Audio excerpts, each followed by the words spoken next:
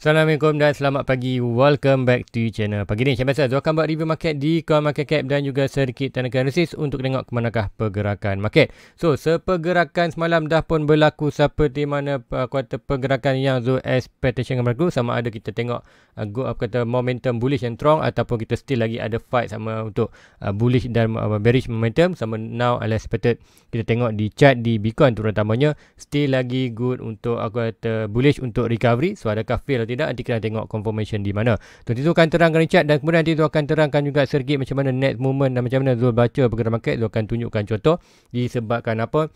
Di ruangan komen semalam ada yang tanya Zul, kat mana Zul belajar technical analysis? Adakah ada universiti ke yang belajar technical? Tak ada sebenarnya. Normally siapa yang belajar technical analysis adalah based on experience. Kalau anda nak good on reading technical analysis, anda perlu masa iaitu experience. So, tu dah kata expected to start baca technical sale tahun 2000 and then tu kenal Bitcoin masa tu tahun 2011 masa tu Bitcoin masa tu $1 bukan harga tu dalam 100 ke $200 masa tu dah buy. Tu ada dah beberapa hampir 2 digit Bitcoin, kemudian kena scam, hilang semua Bitcoin tu, and kata last year atau tahun 2020 kemudian awal 21 barulah Zul start balik untuk kata into dalam Bitcoin. So, apapun itulah katanya summary pergerakan Zul atau history. So, let's go kita pergi ke coin market cap untuk review market secara keseluruhan sebab apa ada yang menarik untuk Zul sharekan pergerakan next untuk Bitcoin. So, pertama lagi kita akan pergi ke coin market cap dulu untuk review market secara keseluruhan apa yang dah berlaku. So, ini adalah coin market cap. So, secara keseluruhan kita tengok total market semalam kalau ikutkan berada di 1.3. Now pagi ni kita berada di 1.28. Sebenarnya sikit dropping, kemudian volume juga berkurangan. BTC daripada 44.4 ke 44.5 sedikit bertambah. Kemudian Ethereum dari 19.8 ke turun ke 19.1. So, ini kita tengok untuk current market, kita tengok Bitcoin regain dominant. So, meaning sekiranya Bitcoin melakukan total market melakukan kenaikan drastik, expected Bitcoin akan juga melakukan kenaikan drastik. So, meaning altcoin akan follow. Sekiranya Bitcoin drop, expected altcoin lain juga akan turut dropping. So, secara ringkas untuk pergerakan semalam, total market drop sebanyak 3.8, volume 13.26, pertama segi Ethereum meningkat 0.09 seperti yang Zul nyatakan tadi. So, let's go tengok harga semasa untuk pagi ni. So, Bitcoin still lagi berada di 30k. Kalau semalam kita tengok almost dalam 30 something, tu dah berlaku sedikit correction seperti mana prediction yang expected Zul buat semalam. So, nanti Zul akan terang ke chart siapa yang tak tengok semalam. So, untuk di dalam tempoh 24 hours sekarang ni pukul 7, so kita ada pukul 1 jam lagi untuk complete daily punya close untuk hari ini adalah hari Isnin. Okay, untuk hari Isnin semalam, hari ni adalah hari Selasa. So, 3.60. So, apa berlaku sekiranya ada dalam 1 jam lagi ada kenaikan dan penurunan di total market akan efek jumlah percentage ni. So, apapun berdasarkan current time yang tengok adalah 1 hour before candle daily close, kita berada di 3.61% dalam tempoh 24 hours. So, ini kita dropping. So, expected bila Bitcoin dropping, kita akan expectation sama juga altcoin lain juga akan turut dropping. So, Ethereum kalau pagi semalam 2.1 dah berada 2.0 iaitu hampir 5% drop. Untuk SRP 4.3, Cardano 5.4, Solana 6.02, Dogecoin 4. So, ini mostly semua hampir 5 ke atas punya dropping. So, guys, let's go kita pergi ke chart tanpa buang masa lagi. Sebelum tu kita akan singgah dulu di Fear and Index. So, Fear and Index, kalau sebelum ni hari Ahad kita berada di 10, hari Sabtu 10, hari Ahad kuartal 14. So, hari Isnin kita akan untuk Fear Index malam kita akan tengok dalam masa 1 jam lagi. So, dia akan update. So, ini kita akan nampak pergerakan Fear Index currently. So, expected still lagi sama dalam hormon dan 2 digit tapi still lagi dalam extreme fear.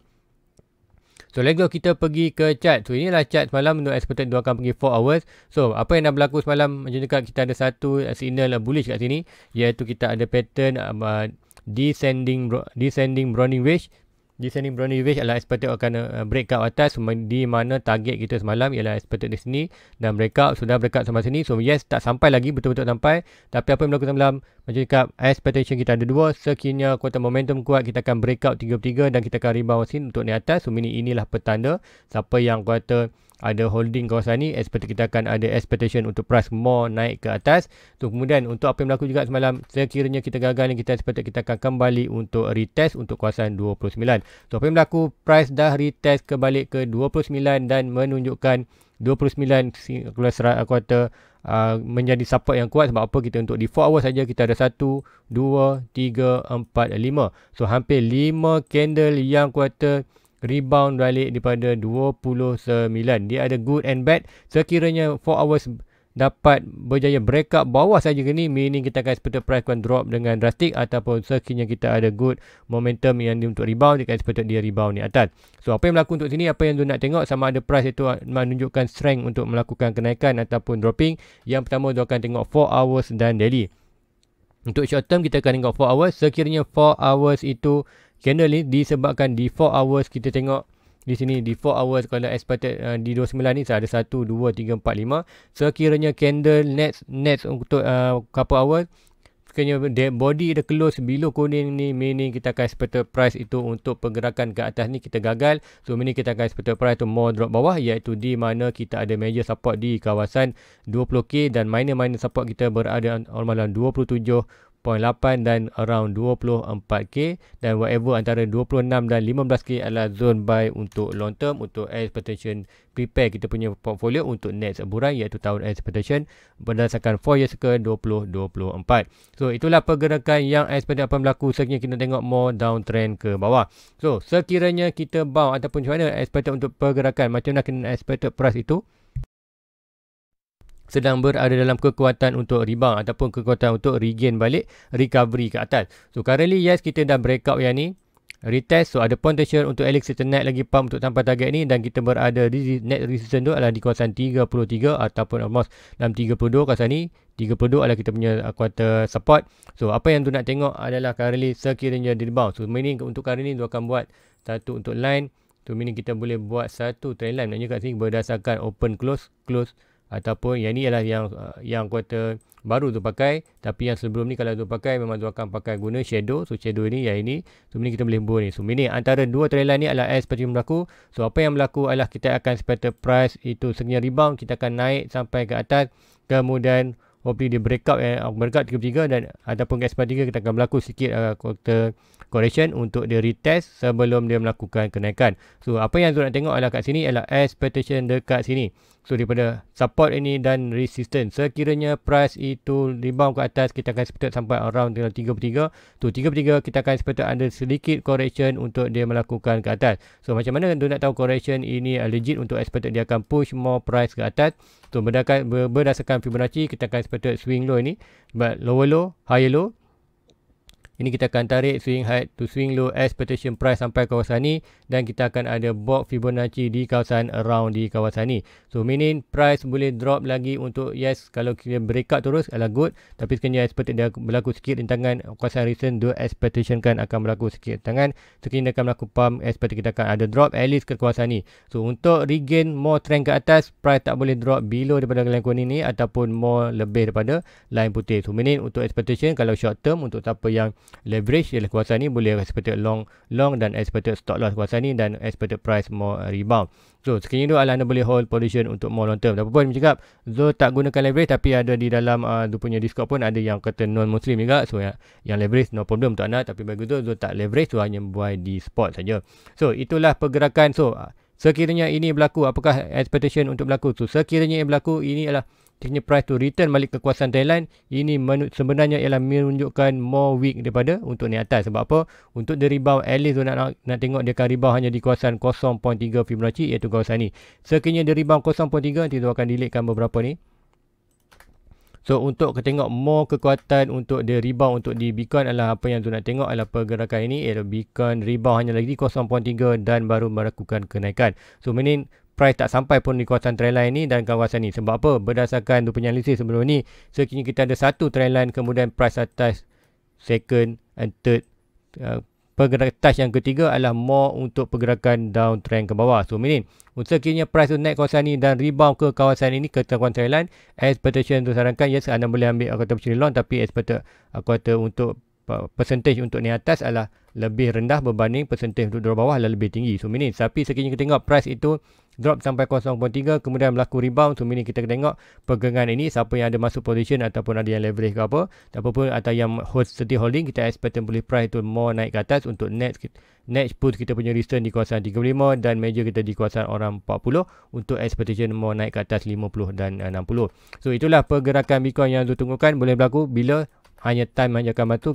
Now kita hanya monitor je pergerakan expected itu berlaku. So kenapa tu expected berlaku di 0.3? So untuk berdasarkan ini, yes 0.3, tapi berdasarkan kenaikan ni pada higher high, higher low ini dan swing low ini, nanti tu akan draw kan. Alright, untuk tengok untuk kenapa tu naik 0.3, disebabkan swing high ini dan swing low ni, kita tengok kita punya resistance berdasarkan swing high dan swing low di swing ni, kita akan berada resistance. So resistance kita berada kawasan ni. So meaning sekiranya price ni berjaya, kita hanya sampai sebelum ni, kita naik turun, naik sampai resistance, berlaku resistance, naik balik, berlaku di bawah resistance, kita berlaku lagi rejection. Now sekiranya price ni berjaya break resistance ni, meaning kita akan sampai kawasan ni, kemudian kita hopefully dia akan balik untuk retest, iaitu breakout dan retest. Retest tu sampai mana? Hanyalah di around kawasan box purple ini, iaitu almost dalam 0.3. So pergerakan ini adalah more menunjukkan Bitcoin more strength untuk rebound more ke atas sampai mana, iaitu target dia nanti tu akan delete ke satu, iaitu daripada Fibonacci swing high ini, pada swing high ini to swing low di bawah ni, dan kita seperti 1.6 kita berada di 3.58. So meaning sekiranya pergerakan ini berlaku sampai 33, kemudian rebound ke hampir 31 ke 3.5 dan kita seperti berlaku kekuatan kenaikan.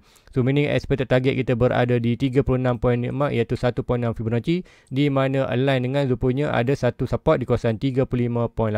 So meaning expected kawasan ni kita akan nampak juga pergerakan. So meaning kita akan nampak another movement untuk pergerakan Bitcoin untuk expected another touch ke kawasan 0.3, kemudian mau naik ke atas. So tap by tap. So kalau tu terang kan memang panjang dia punya cerita. Tapi untuk current time itulah yang positif you nak tengokkan, sama ada nak naik ataupun turun. So apapun itulah yang pergerakan untuk kenaikan ni. Expectation tu nakkan pergerakan tu naik at least sampai 35, kemudian hanya rebound di kawasan almost dalam 31.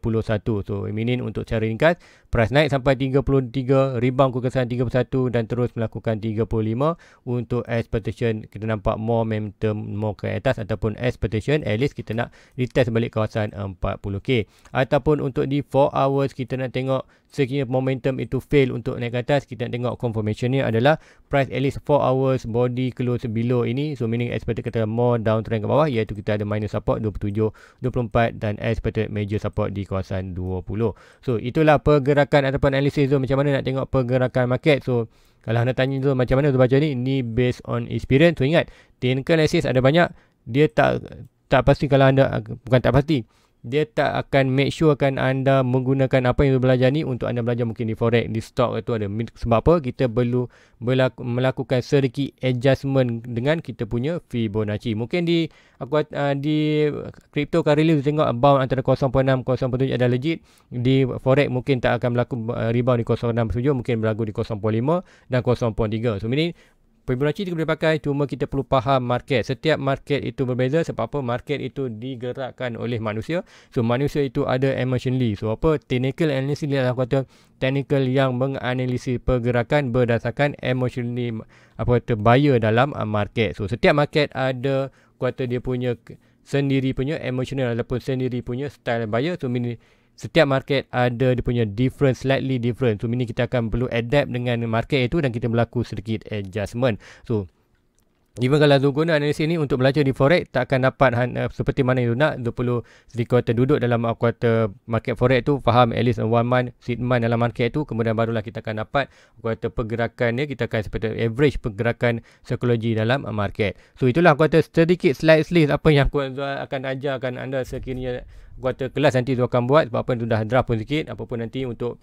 currently untuk bulan ni sampai hujung bulan tu busy sikit. Sebab apa, banyak yang tu buat transaction daripada point A point B, nak pindah point A point B, nak set up pada yang point A ni ke set up point B, dan banyak lagi yang berlaku. So meaning expected untuk current, untuk stabil tu punya current time untuk adalah expected dalam bulan 6 barulah tu akan stabil. So mungkin kelas tu akan buat dalam bulan 6 atau by end of kuartal bulan, hujung bulan 6. So apa pun nanti tu akan updatekan di Facebook, di Discord channel yang jual meeting dan juga di channel YouTube. So guys, itulah pergerakan Bitcoin yang Zul expectation apa akan berlaku, yang sama-sama kita akan monitor.